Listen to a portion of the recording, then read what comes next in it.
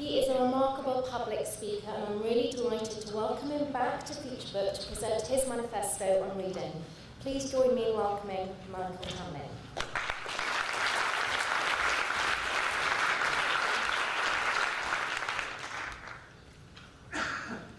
Good afternoon, Futurebook. When Philip and I first spoke about this talk, he asked what it was going to be about. I said, I have some ideas, give me a few days.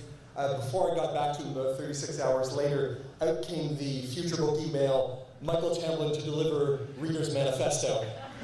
Apparently, Philip had decided that Futurebook needed a Reader's Manifesto. It's a strong word, manifesto. It's muscular. I can see Charlie Redmayne delivering a manifesto. I'm not sure if I'm in the manifesto business, but it's certainly about the reader.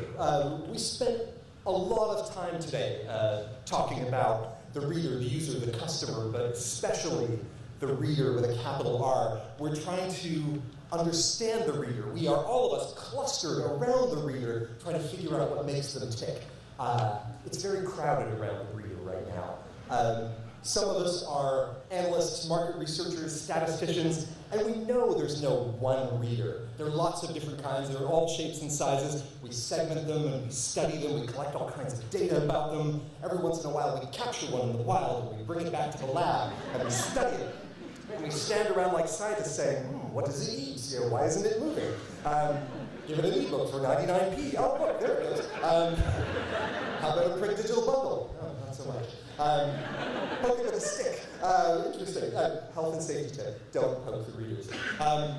Some of us here are publishers. Publishers will often say, our goal is to get as close as possible to the reader, to understand what they want, to have constant, direct contact with them, which sounds fine at first, but when repeated over and over with sort of an intense and focused way, starts to sound vaguely stalkerish.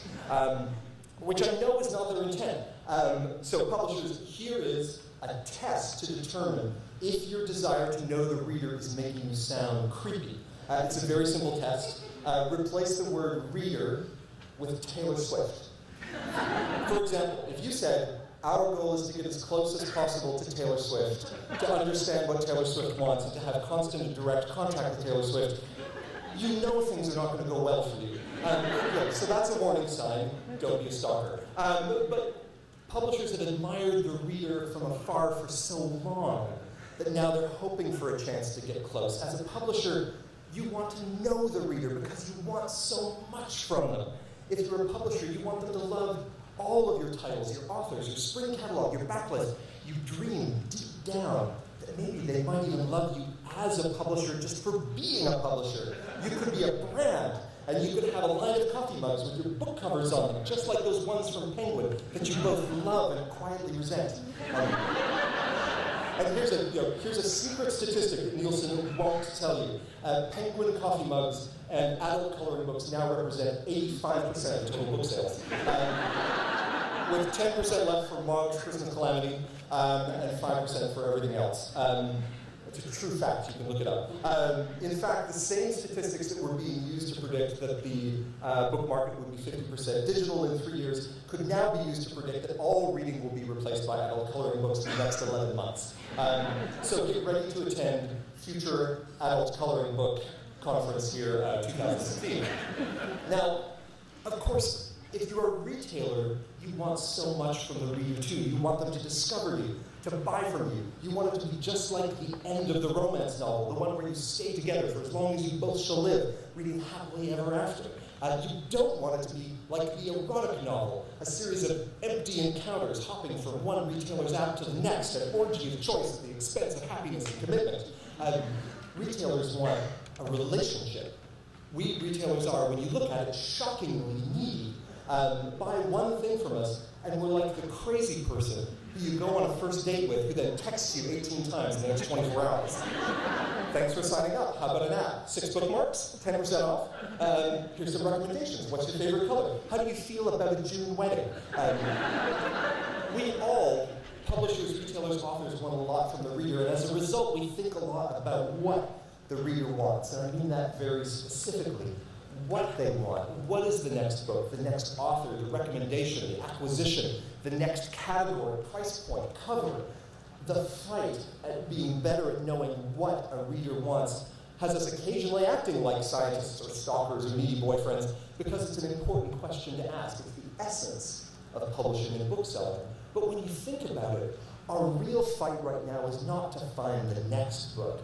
Now books, as we've heard today, compete against everything else. There are more and more things trying to answer what else could you be doing now. So I suggest that we need to add a new question. I suggest that how is just as important. How we read, the quality of the experience, how we read, the need that we're trying to satisfy. What determines the book that fills the time? How determines whether we give it any time at all? So if I take off my retail hat, my ebook hat, my device manufacturing hat, and just think of myself as a reader, there are a few ideas that come to mind. They aren't a reader's Bill of Rights. They aren't a manifesto. They're not a Magna Biblio Carta. They're how we want reading to be. I picked 5.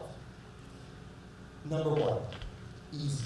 We want everything related to reading to be easy, frictionless, even relaxing. What you're reading doesn't have to be easy, but whether it's escape or information, reading is an enjoyable act. Being in a bookstore is a soothing thing. Being in an online bookstore and an e-reader should be too. It shouldn't just be reading a book that makes you feel better. The buying of one should make you feel better even before you start reading. Everything that surrounds a book should be easy. 2, shamelessly.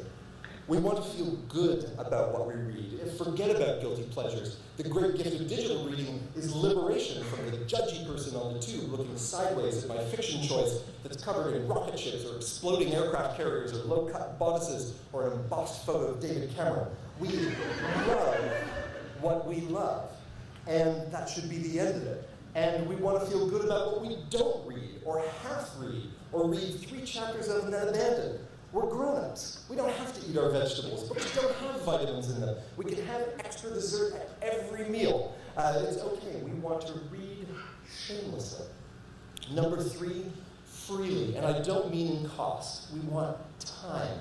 Time to read. We fight for time. Reading time in the midst, finding reading time in the midst of this distracting world of work and kids and social media and smartphones and TV is like trying to wash your hair while sharing a bathtub with live octopus. It can be done, but it requires inventiveness, agility, and great effort. Waterproof Kobo H2O now on sale. We want more time to read freely. 4 and 5, publicly and privately. We want to talk about what we are reading unless we really don't want to talk about what we are reading, to be able to maintain a public reading life and a private one. Sometimes you'll run into someone who says, I live out loud. I'm a social reader. I post everything to Goodreads to enrich my social connections and society as a whole. No, you don't, you big liar. It's like Instagram. You post the photo of the sweetly beautiful handmade Christmas card that your 5-year-old made out of glitter and pasta. You don't post any photos about the same child shoving a raisin in his ear and your attempt to extract it with eyebrow tweezers. The books are just like that. You post the books that make you look like this intoxicating mix of smart and awesome and sexy. You don't post that every time your boss gives you an especially hard time at work, you reread Bridget Jones' Diary, which means that you have reread it 72 times. And it's not true that I speak from personal experience on that. We want to be helped but not intruded on. We want to share and hold back. Easily, shamelessly, freely, publicly, and privately. 5 ways to answer how we want to read. I picked these 5. I'm sure there are others. There should be. But it's a good place to start. This is a bit of a pivotal Futurebook in a way. It's about the end of the beginning. We now have 4 ways to sell a book. Bricks and mortar, print online, audiobook, ebook. They are all here to stay. And each one of them gives us a nearly infinite list of ways to answer the question of what should I read next. But from now on, when you feel like you're being a bit too much of a scientist or a stalker or a needy boyfriend, ask how readers want to read. The reader's wants are so fundamental, so basic, that they sometimes get lost. they're hard to quantify, they're obstinately resistant to analysis. But if we answer them well, we earn the reader's right. We earn the right to the reader's attention. We elbow all of the other media that is crowding in. We get to keep doing what we love, and so do they. Thank you.